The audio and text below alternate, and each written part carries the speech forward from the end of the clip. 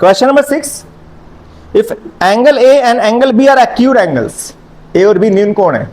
Acute का मतलब less than 90, यानी ए और बी 90 नहीं होंगे। कौन होगा 90? सी। Very good. एक राइट एंगल ट्रायंगल लिया,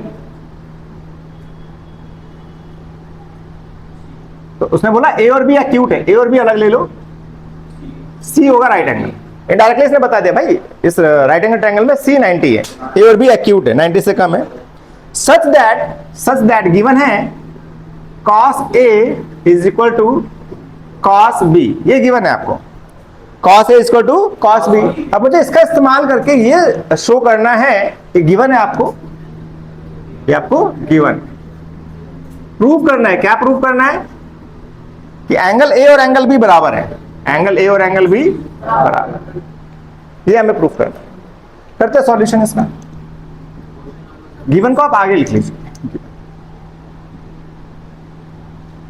ठीक है। क्वेश्चन नंबर आपका 6 है। ओके, देखते हैं सॉल्यूशन इसका। करना क्या है, गिवन है cos A is equal to cos B। अब यहां पे आपका इम्तिहान है, इट्स योर एग्जाम।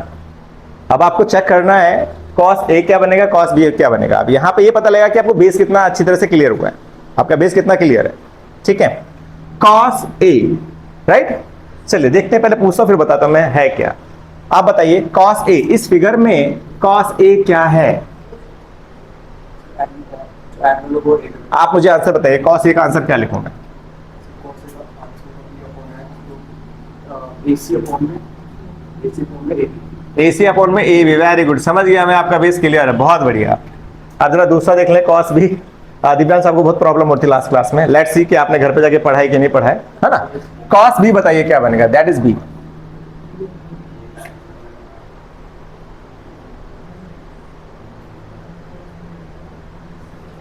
cos होता है बेस अपॉन में हाइपोटेनस। हाँ,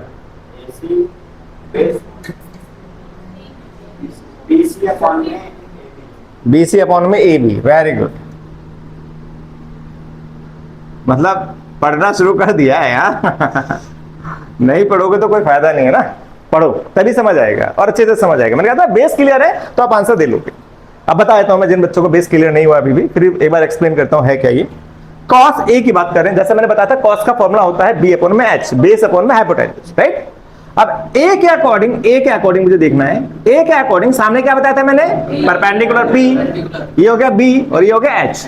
तो cos था B अपॉन में H, क्या था, तो ये रहा B AC और ये रहा H AB। ये तो फिक्स्ड है, इसका कुछ नहीं करना, ये फिक्स्ड है। क्लियर पहला पॉइंट। दूसरा फॉर्मूला वही है cos का B अपॉन में H, लेकिन यहां B और H चेंज हो जाएगा because angle change, angle is change, right. तो B के हिसाब से सामने क्या हो गया, परपेंडिकुलर, और ये क्या है, बेस। तो BC अपॉन में A। Is it clear? AB से AB कैंसिल, क्या बचा, AC इक्वल टू BC। अच्छा, छठी सातवीं क्लास में हम लोगों ने एक छोटी सी कॉमन सी चीज पढ़ी थी कि एक ट्राइंगल के अंदर अगर टू साइड्स आर इक्वल तो उसका कंक्लूजन क्या मिलता है, तो इनके अगर दो साइडें बराबर हैं तो इनके जो अपोजिट एंगल्स होंगे वो भी क्या होंगे, बराबर। इसी चीज का इस्तेमाल हम इस वाले क्वेश्चन में करेंगे।